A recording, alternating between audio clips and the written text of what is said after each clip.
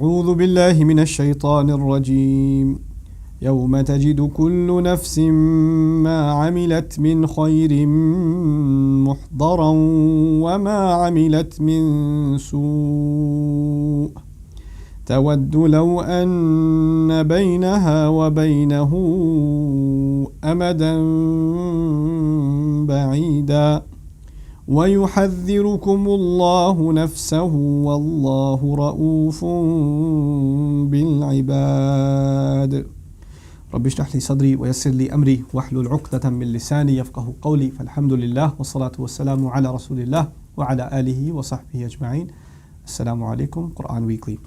Today in the 30th ayah of Surah Al Imran, I want to share with you just a brief translation of this long ayah and some reflections. يَوْمَ تَجِدُ كُلُّ نَفْسٍ مَا عَمِلَتْ مِنْ خَيْرٍ مُحْضَرًا, the day on which you will find, every person will find whatever they did of any good thing. مَا عَمِلَتْ مِنْ خَيْرٍ, of any good thing they did. And then the word min khayr here, the word min suggests actually this tanawwur.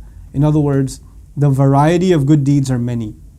There's not one kind of good deed or a specific kind of good deed. Sometimes we're actually doing a good deed, we don't even know we're doing it. And Allah is recording all of it. You know, there are things that we do, we seek appreciation for, seek maybe even payment for, like at a job, or we seek recognition for, or, you know, seek at least some acknowledgement for, or we're conscious of the fact that we did certain things. But there are so many things we do in a day that are good, actually, not even bad, that are good, that are beyond our conscience. We don't even realize we're doing them. And they're being counted.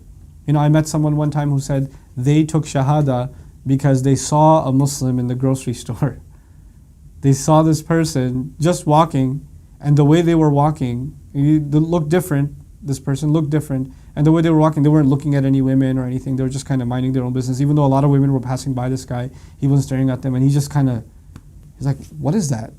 And he just started looking at this guy. This brother never knew that he was doing da'wah, right? And somebody looked into Islam because of this guy walking down the grocery store.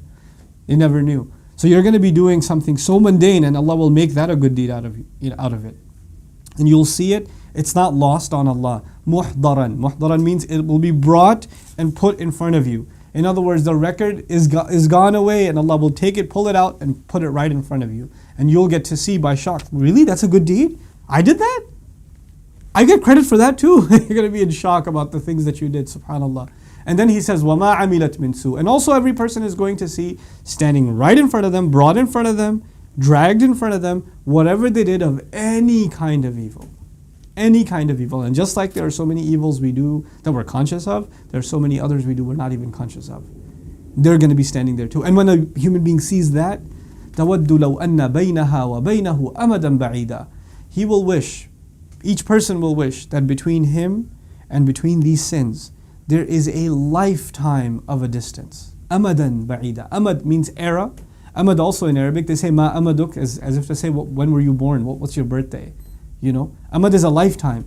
So if there was a lifetime of a distance between me and these deeds, it's almost as though he's saying, I wish I had another life altogether to never have done this disgusting, these disgusting things that I did with myself.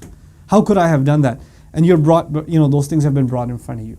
You know, the thing I've learned as an elder, actually, I was very close with in New York, told me one time that, young people especially, sometimes they do bad things and they don't even realize the consequences of their deeds. Like somebody gets in the habit of stealing, or somebody gets in the habit of, doing something, filthy, watching something filthy on the internet or something. They get used to one bad habit or another. But then one time they get caught. And when they get caught, they're just so embarrassed, not just because somebody else knows, but even at themselves. It becomes a moment of introspection for yourself, like, how could I have done this? And it's not just about, sometimes you just need to get caught to be able to realize what it is that you're doing, for even yourself, not just for somebody else. So in this ayah, this person hopes it was another life. How could I have done this altogether? I wish I was never even close to these sins. Then Allah says the most powerful thing. In this ayah so far, it's like I'm being scared. First I was being encouraged about good deeds, but now I'm being scared about facing my own evil deeds on Judgment Day, and they're brought right in front of me. But then Allah says, that's not that bad. Facing your bad deeds is not that bad. وَيُحَذِّرُكُمُ اللَّهُ نَفْسَهُ. This is the killer in the ayah. Allah says Allah is in fact warning you of Himself. This means two things. Allah Himself is choosing to warn you. Do you realize who's warning you? It's Allah Himself, nafsahu. The other meaning of this is if you look at it as a maf'ul bihi, not a maf'ul mutlaq. What that means then is Allah is warning you of Himself. You being disappointed and embarrassed by seeing your deeds is one thing. But can you imagine when you have to answer before Allah Himself? I'm warning you, you'll have to stand in front of Allah. I'll give you some. I like to give silly examples to help you understand some of these deeper things. A silly example is you're afraid to look at your report card. It's an embarrassing thing. You got a bunch of C's, a couple of D's, 2 or 3 F's. You know, it's embarrassing to look at this thing, and it's also embarrassing that other people are looking at it. But what's really scary is after that you got called to the principal's office. Oh, and your mom's standing there, and your dad's standing there, and you have to report yourself. This is the worst thing of all. It was bad enough to see it yourself, but there's a bigger problem ahead of you. You're going to be standing in front of Allah. وَيُحَذِّرُكُمُ اللَّهُ نَفْسَهُ. And at that point, when I get so terrified of standing in front of Allah, Allah drops at the end of this ayah hope again.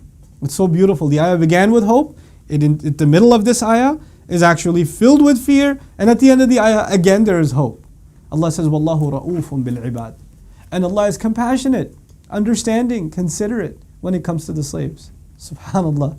Like when you walk into the office, when you walk into this trial, Allah is going to be compassionate, subhanAllah. May Allah Azza wa Jal make us qualified for His ra'fa, for His rahmah, for His compassion, for His love and for His mercy. Barakallahu li wa lakum. Wassalamu alaikum wa rahmatullahi wa barakatuh. Assalamu alaikum everyone. If you benefited from these reminders, please support Quran Weekly by clicking the link below.